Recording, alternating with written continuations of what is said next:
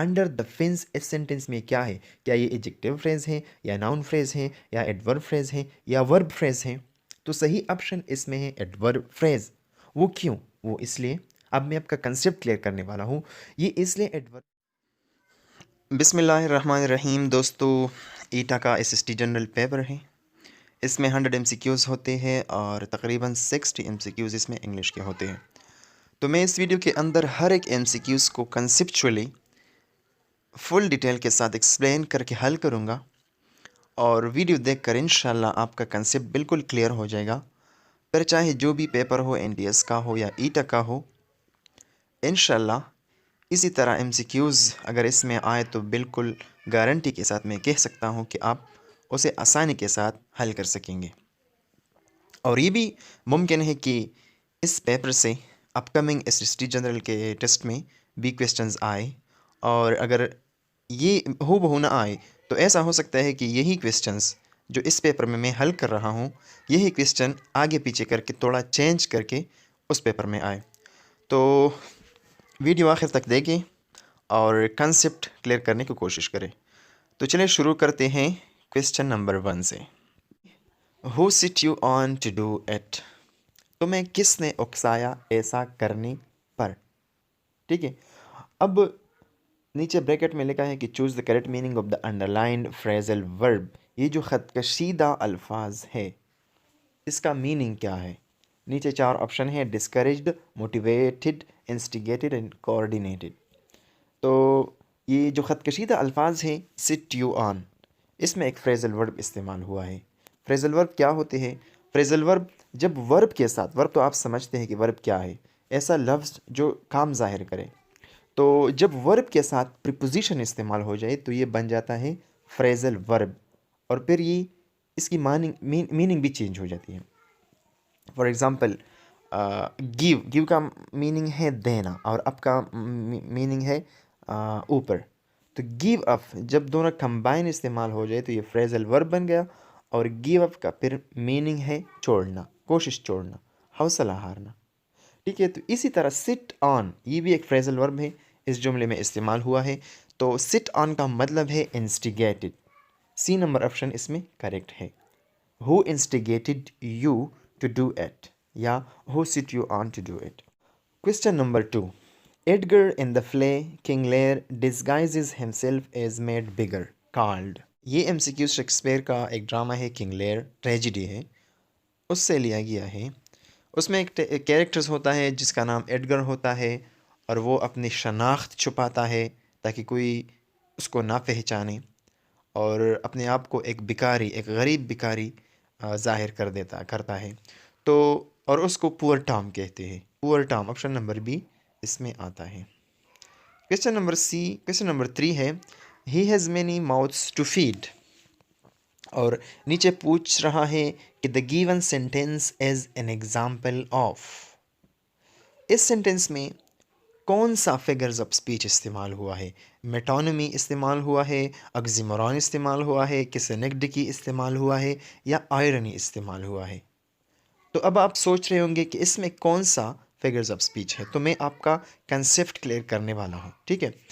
देखिए, mouths, he has many mouths to feed. ठीक है, उसे बहुत से मुंह को खिलाना है। तो मुंह, यहाँ मुंह का मतलब है, माउथ का मतलब है इंसान, यानी इंसान के एक हिस्से का नाम इस सेंटेंस में आया है, और इसका मतलब है पूरा इंसान। यानी माउथ का मतलब है इंसान। He has many men to feed, या पीपल, लोग। He has many people to feed. तो जब एक चीज़ के एक हिस्से का नाम लिया जाता है या लिखा जाता है और उससे मतलब है वो पूरा चीज़, तो ऐसी फिगर्स ऑफ स्पीच को सिनेक्डिकी कहते हैं। तो ऑप्शन नंबर सी ठीक है, synecdoche. Question number 4। Allusion refers to the following. फिर ब्रैकेट्स में है choose the correct answer. Allusion किसे कहते हैं? सादा मतलब यह है कि एलूजन किसे कहते हैं। तो ऑप्शन नंबर ए है a reference of past person और थिंग। बी नंबर है pals. C number doubtful speech. D number historical document. तो एलूजन जो होता है, ये भी एक फिगर्स ऑफ स्पीच होता है, और ये एक हवाला होता है। जब एक स्टोरी में या एक पोएम में किसी माजी में एक शख्स या एक इवेंट्स का हवाला दिया जाता है तो वो इल्यूजन होता है।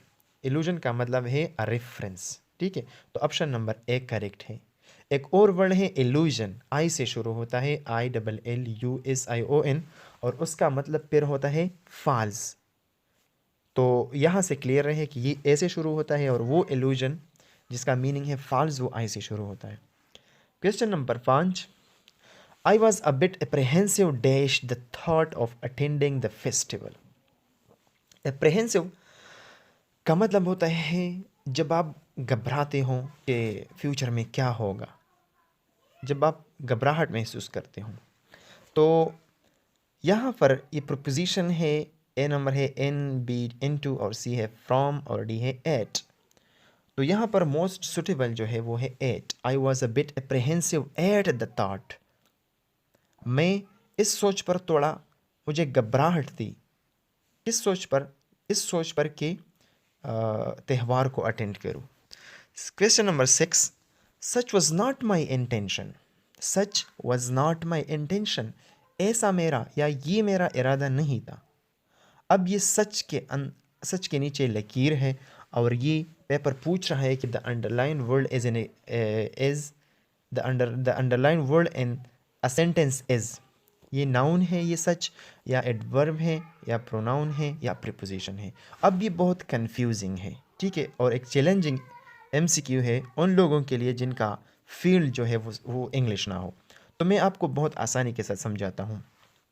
देखिए, ये सच वर्ड नहीं है, सच ये एज एन एडवर्ब भी इस्तेमाल हो सकता है, एज एन एडजेक्टिव भी इस्तेमाल हो सकता है, और एज एन प्रोनाउन भी इस्तेमाल हो सकता है। तो इस सेंटेंस में जो है ये एज अ प्रोनाउन इस्तेमाल हुआ है। वो किस तरह, मैं आपको बताता हूँ। देखिए, सच वॉज नॉट माई इंटेंशन। अब अगर मैं सच की बजाय इट लिखूँ, it was not my intention, it was not my intention, तो इसका मतलब है कि ये मेरा इरादा नहीं था। ठीक है, तो ये सच जो है, सच ने इट का काम किया है इस सेंटेंस में। तो इट एक प्रोनाउन है, तो इसीलिए ये सच भी प्रोनाउन हो गया। तो ऑप्शन नंबर सी ठीक है। अब मैं आपको ये भी बताऊं कि सच जब एज ए एडवर्ब इस्तेमाल हो जाए, एज एन एडवर्ब, तो वो किस तरह सेंटेंस होगा। देखिए, such a tall building, such a tall, I saw such a tall building, मैंने एक एक एक बुलंद बिल्डिंग देखा। तो यहाँ पर सच जो है ये एज एन एडवर्ब इस्तेमाल हुआ है और इसने मॉडिफाई किया है एडजेक्टिव।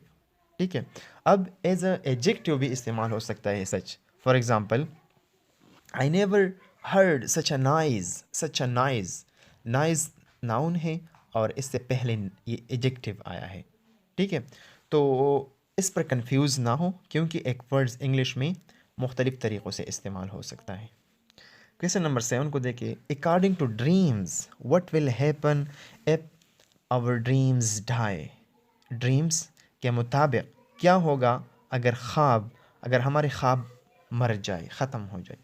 तो क्लियर रहे कि ड्रीम्स एक पोएम है, ठीक है, ये एक राइटर ने लिखा है और इसके ओपनिंग लाइंस कुछ इस तरह है कि hold fast to the dreams if dreams die, for if dreams dies life will be a broken winged bird. मतलब ये है कि उम्मीदें रखो, लाइफ में ख्वाब देखा करो, क्योंकि जब ख्वाब ख़त्म हो जाए तो ज़िंदगी एक ऐसे परिंदे की तरह बन जाता है जिसके पर टूटे हुए हों। तो जब ज़िंदगी में ख्वाब देखना बंद हो जाए, लोग ख्वाब नहीं देखते, तो ज़िंदगी मायूस हो जाती है, ना उम्मीद हो जाती है।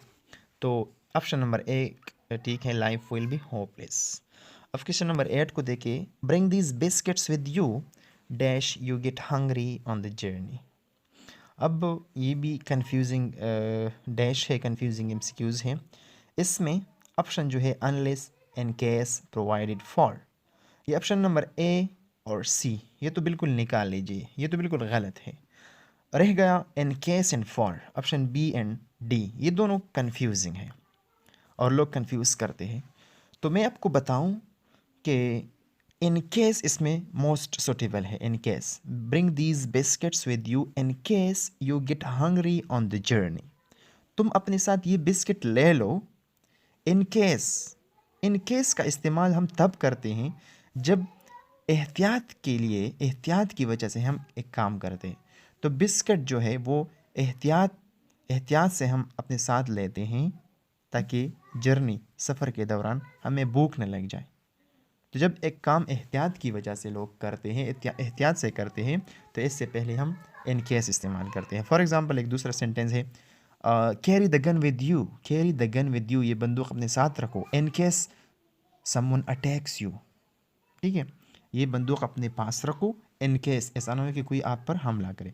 मतलब ये ज़रूरी भी नहीं कि कोई आप पर हमला करे, या ये ज़रूरी नहीं है कि आप सफ़र के दौरान आपको भूख लग जाए, लेकिन एहतियात की वजह से एज अ प्रिकॉशनरी ये अपने साथ ये बिस्किट ले लो। तो इन केस यहाँ पर मोस्ट सूटेबल है। क्वेश्चन नंबर 9 है ये इस्लामियात की क्वेश्चन है। कुरान मजीद में कुल रुको कितने हैं? रुको तो ये हैं 558 रुकोज़ हैं आई थिंक पूरे कुरान मजीद में। क्वेश्चन नंबर 10 है, ये मैथ्स का क्वेश्चन है।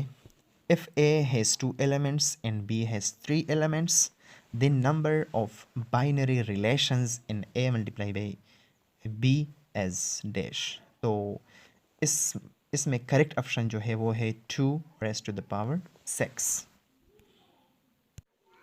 क्वेश्चन नंबर 11, नेक औरतें फरमाबरदार और शौहर की अदम मौजूदगी में डैश होती है। तो ये कुरान की आयत है, ठीक है, और इसका सही ऑप्शन जो है वो है डी, मुहाफिज होती है। Question number 12, cube root of 343 as dash. तो करेक्ट ऑप्शन इसमें सी है, 7।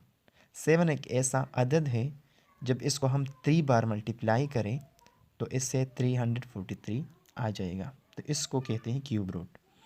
Question number 13, balance the following chemical equation. ये केमिस्ट्री का MCQs है। ये एक इक्वेशन दिया गया है, potassium nitrate KNO3 and KNO2 potassium nitric oxide I think and plus oxygen. ये बैलेंस करना है। तो बैलेंस करने के लिए हम ये करेंगे कि दोनों अतराफ, ये एरो का निशान है, इसके दोनों अतराफ हम एटम्स को बराबर करेंगे, एटम्स की मकदार तादाद को। तो ऑप्शन नंबर बी को देके 2KNO3, तो राइट साइड लेफ़्ट साइड जो एरो के लेफ़्ट साइड एटम्स है, पोटाशियम के 2 एटम्स हैं और नाइट्रोजन के 2 एटम है और ऑक्सीजन के 3 हैं। तो ये 2 से ज़रब खाएगा, 2 3 6, ऑक्सीजन के 6 एटम्स हैं। और एरो के राइट साइड पोटाशियम के 2 एटम्स हैं, नाइट्रोजन के भी 2 एटम्स हैं, ऑक्सीजन के 2 दूनी 4 और इस प्लस से राइट साइड पर 2 है, तो 6 ऑक्सीजन के भी हो गए। तो ऑप्शन नंबर बी ठीक है। Question number 14, sir Syed Ahmad Khan retired from the British service as. Sir Syed Ahmad Khan British service से रिटायर्ड हुआ एक जज के तौर पर, वो एक जज था। Question number 15, what do you mean by stanza. Stanza क्या होता है? तो ऑप्शन नंबर ए है अ डिवीज़न ऑफ ड्रामा। तो अ डिवीज़न ऑफ ड्रामा तो नहीं होता, ड्रामा में तो एक्ट्स होते हैं और सीन्स होते हैं। B number a division of novel, ये भी नहीं है, नावल में तो चैप्टर होते हैं, चैप्टर 1, चैप्टर 2, चैप्टर 3। और C option a division of story, story में भी स्टैंजा नहीं होता, स्टोरी में तो प्लॉट होता है। और D a division of poem, तो ये ऑप्शन बिल्कुल ठीक है, पोएम में ही स्टैंजास होते हैं, ठीक है। Poems a group of lines in a poem is called stanza. Question number 16, I love pizza, मुझे पिज़्ज़ा पसंद है। सो करेक्ट ऑप्शन इसमें है, देखिए देयरफॉर का मतलब है इसलिए। तो आई लव पिज़्ज़ा, मुझे पिज़्ज़ा पसंद है, देयरफॉर इसलिए, मोस्ट डेज ज़्यादा दिन, I eat it for the breakfast, मैं नाश्ते में भी खाता हूँ, लंच में भी खाता हूँ, एंड डिनर, और शाम की रोटी डिनर में भी खाता हूँ पिज़्ज़ा, क्योंकि मुझे पसंद है।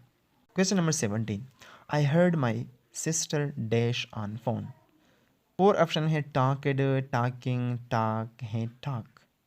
तो इसमें जो है टॉकिंग आएगा, करेक्ट ऑप्शन जो है वो है talking. I heard my sister talking on phone, मैंने अपनी बहन को फ़ोन पर बात करती हुई देखा। करती हुई मतलब ये है कि मैंने जब अपनी बहन को देखा तो वो फ़ोन पर बात कर रही थी, मतलब वो बात कर रही थी, काम जारी है, तो टॉकिंग इसमें बी ऑप्शन ठीक है। क्वेश्चन नंबर 18 को देखें। My mother told that the report before Friday. तो ये डैश तो एक है लेकिन इसमें दो अल्फाज आते हैं। माई मदर टोल्ड मी, मेरी माँ ने मुझे कहा, तो क्या कहा? To do the report before Friday, कि रिपोर्ट जुम्मे के दिन से पहले पहले करें। तो ऑप्शन नंबर बी ठीक है। Question number 19। The dog digs under the fence. कुत्ता बाड़ के नीचे से ज़मीन कूदता है। अंडर द फेंस इस सेंटेंस में क्या है? अब ये एक चैलेंजिंग एमसीक्यूज़ है, एक कंफ्यूजिंग एमसीक्यूज़ है। अंडर द फेंस इस सेंटेंस में क्या है? क्या ये एडजेक्टिव फ्रेज है, या नाउन फ्रेज है, या एडवर्ब फ्रेज है, या वर्ब फ्रेज है? तो सही ऑप्शन इसमें है एडवर्ब फ्रेज। वो क्यों? वो इसलिए, अब मैं आपका कंसेप्ट क्लियर करने वाला हूँ। ये इसलिए एडवर्ब फ्रेज है क्योंकि एडवर्ब एक ऐसा वर्ड होता है जो एक काम के बारे में हमें बताता है कि एक काम होता है तो वो कहाँ पर होता है, क्यों होता है, कैसा होता है। तो अब एक काम के बारे में अगर एक लफ्ज़ हमें कुछ बताए कि वो क्यों होता है, कैसा होता है, कहाँ होता है, तो वो वर्ड एडवर्ब कहलाता है। और जब उस काम के बारे में एक से ज़्यादा अल्फाज हमें कुछ बताए कि क्यों होता है, कहाँ होता है, किस लिए होता है, तो वो अल्फाज बन जाते हैं एडवर्ब फ्रेज। हम इसे एडवर्ब फ्रेज कहते हैं। इस सेंटेंस में डिग्स एक काम है, एक वर्ब है। डिगिंग का काम हो रहा है, लेकिन कहाँ पर हो रहा है? अंडर द फिंस, बाढ़ के नीचे से, बाढ़ के नीचे से। तो ये अल्फाज एडवर्ब फ्रेज है क्योंकि ये हमें बताता है कि डिगिंग का काम हो रहा है। Under the fins the dog digs, कुत्ता कूदता है ज़मीन। कहाँ? अंडर द फिंस, बाढ़ के नीचे से, स्पोल के नीचे से। तो ये ऑप्शन सी यहाँ पर करेक्ट है, adverb phrase. Question number 20। The light at the front door suddenly went out. रोशनी सामने के दरवाजे से अचानक चली गई। इस सेंटेंस में अंडर द फ्रंट डोर क्या है? ये प्रीपोजिशनल फ्रेज है, एडजेक्टिव फ्रेज है, नाउन क्लास है, या एडवर्ब क्लास है? तो करेक्ट ऑप्शन इसमें प्रीपोजिशनल फ्रेज है क्योंकि इस एट द फ्रंट डोर में एट पहला जो आया है ये प्रीपोजिशन है, इसलिए सारा फ्रेज जो है प्रीपोजिशनल फ्रेज कहलाता है। अब ये कन्फ्यूजन कहाँ पैदा होता है? कन्फ्यूजन यहाँ पैदा होता है कि ये एडजेक्टिव फ्रेज यहाँ पर ऑप्शन में लिखा है एडजेक्टिव फ्रेज, तो हम कंफ्यूज होते हैं क्योंकि the light at the front door, eight the front door adjective का काम भी करता है। ठीक है, लाइट, लाइट डिस्क्राइब करता है। द लाइट एक नाउन है, एट द फ्रंट डोर ये इस लाइट को डिस्क्राइब करता है, क्वालिफाई करता है, इस नाउन के बारे में, लाइट के बारे में हमें बताता है। तो ये काम तो एडजेक्टिव का होता है। तो यहाँ पर हम कंफ्यूज हो जाते हैं कि ये क्या है? ये एडजेक्टिव फ्रेज भी हो सकता है, लेकिन ये एडजेक्टिव फ्रेज नहीं है, ये प्रीपोजिशनल फ्रेज है क्योंकि एडजेक्टिव फ्रेज में एडजेक्टिव का होना लाजमी होता है, लेकिन इसमें एडजेक्टिव नहीं है। तो ये एक प्रीपोजिशनल फ्रेज है। ठीक है, इंशाल्लाह रिमेनिंग एमसीक्यूज बिल्कुल इसी तरह कंसेप्चुअली डिटेल के साथ एक्सप्लेन करूँगा। अगर ये वीडियो अच्छी लगी हो तो लाइक, कमेंट और शेयर ज़रूर करना, और अगर चैनल पर नए हो तो मेरे चैनल सबलाइम प्लेयर को ज़रूर सब्सक्राइब करना और बेल आइकन भी दबाना। Thank you so much.